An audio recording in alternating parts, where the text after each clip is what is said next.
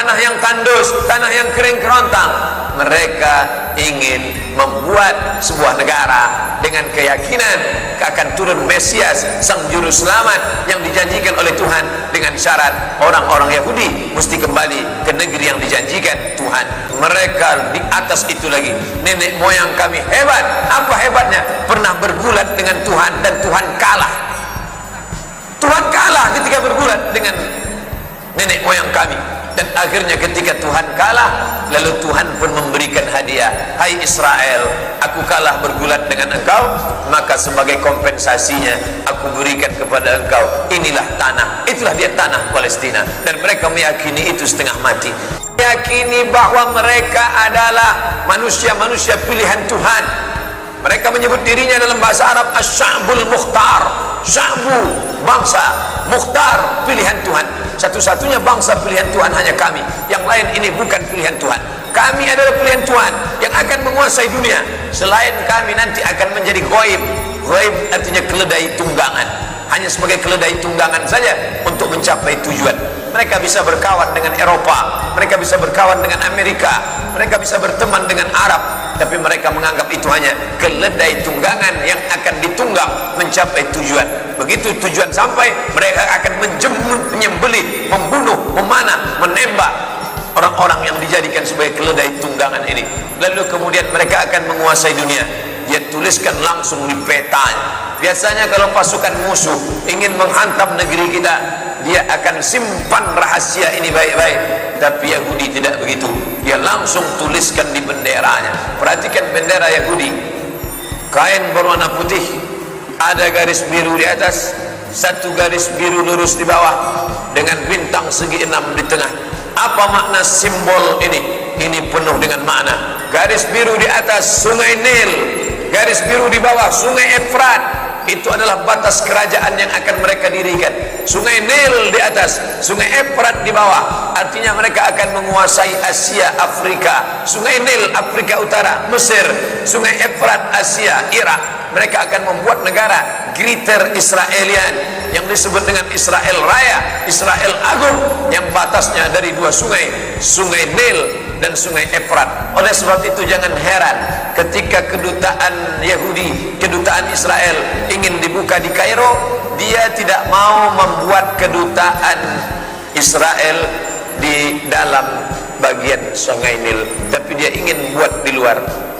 Orang yang tidak memperhatikan ini biasa-biasa saja, tapi bagi yang memperhatikan, dia tidak mau buat di dalam, karena dia menganggap kalau kami buat kedutaan di dalam, berarti ini memang sudah war negeri kami. Orang akan membuat kedutaan di luar negerinya, bukan di dalam negerinya. Maka antara sungai Nil dengan sungai Efrat, dia buat kedutaan di luar, karena dia ingin menunjukkan inilah negeri kami. Secara pikiran dia sudah mengatakan Mesir adalah negeri kami, hanya belum masanya saja. Maka dari mulai Mesir sampai ke Irak, hitung berapa negara: Yordania, Palestina, Suria, Lebanon, Irak, Saudi Arabia sebagian, Sudan. Dari mulai Afrika Utara sampai ke Asia, itu adalah negeri-negeri kami, negeri yang dijanjikan oleh Tuhan. Ardul Mau'un, negeri yang dijanjikan kalian akan kembali ke sana. Menurut mitologi, mitos, pikiran mereka. Tapi mereka meyakininya. Mereka meyakini akan turun Nabi terakhir, Mesias, yang dijanjikan oleh Tuhan mereka. Tapi Mesias itu tidak mau turun sebelum dia melihat ada 5 perkara, ada 5 hal yang ditunggu, barulah Mesias itu turun. Dan mereka menyiapkan itu dengan persiapan yang sematang-matangnya. Yang pertama, Mesias baru mau turun kalau seluruh Yahudi kembali ke bumi yang dijanjikan. Dan mereka betul-betul kembali ke bumi yang dijanjikan itu.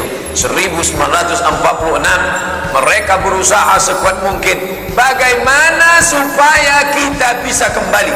Yang penting balik kampung, yang penting kita balik ke negeri kita, karena Mesias tidak mau turun kalau kita tidak bisa kembali. Berusaha sekuat tenaga, jumpai sultan-sultan Islam yang bisa dibeli, tapi umat Islam tidak bisa dibeli. Iman mereka terlalu mahal untuk dibeli. Mereka sudah menjual nyawa mereka, diri mereka dalam kuasa Allah Subhanahu wa taala, karena mereka yakin innallaha ashtara minal mu'minin, Allah sudah membeli dari orang mukminin amwalahum, harta mereka, wa anfusahum, nyawa mereka, bi anna lahumul jannah, mereka sudah dibeli dengan surga.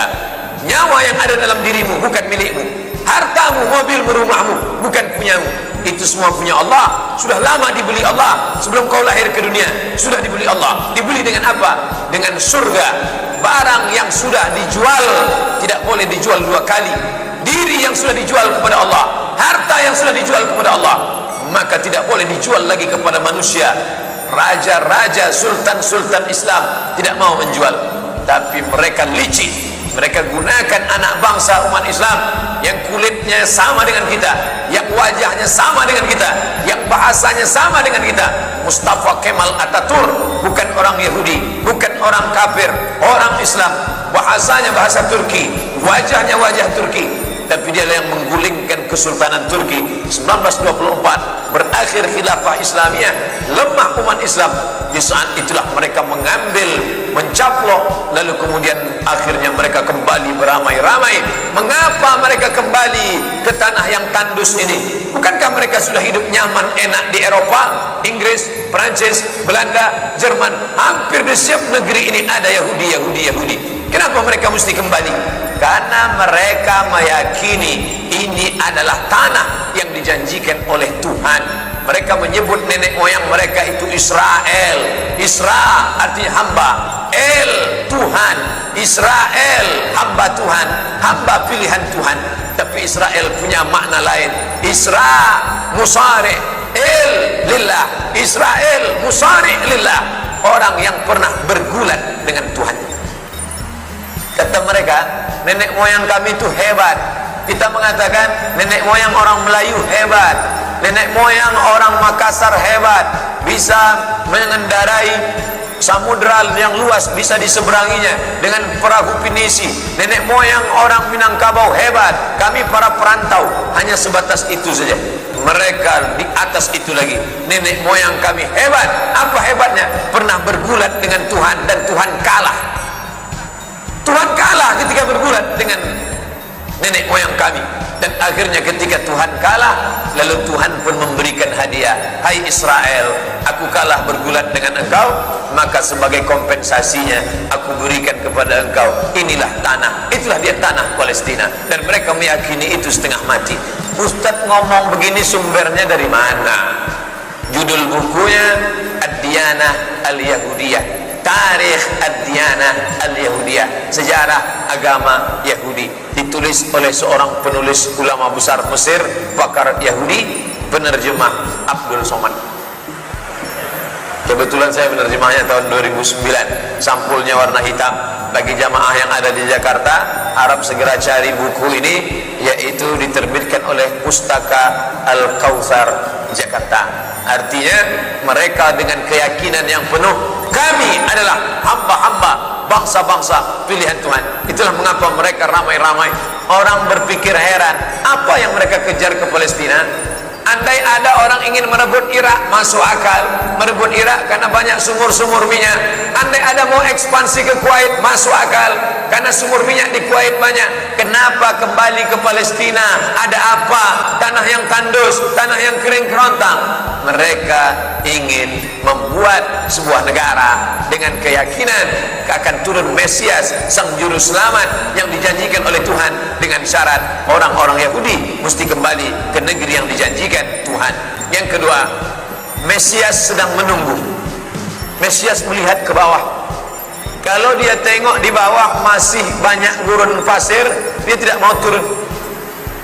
Dia ingin melihat hijau. Kalau sudah dibentang karpet hijau, baru dia turun ke bawah. Maka yang dimaksud dengan hijau itu adalah ditanami tanaman-tanaman hijau, penghijauan yang luar biasa. Dan ketika Israel masuk ke Palestina, mereka ambil tanah itu, mereka hancurkan rumah orang Islam, mereka buat tembok panjang. Penjara terbesar dan terpanjang di dunia adalah Palestina. Mereka kurung orang Palestina. Mereka buat tembok beton yang tinggi, panjangnya 700 km lebih. Dari Pekanbaru kita lihat, Anda menuju Medan Sumatera Utara 600 km. Mereka membuat tembok tinggi 700 km.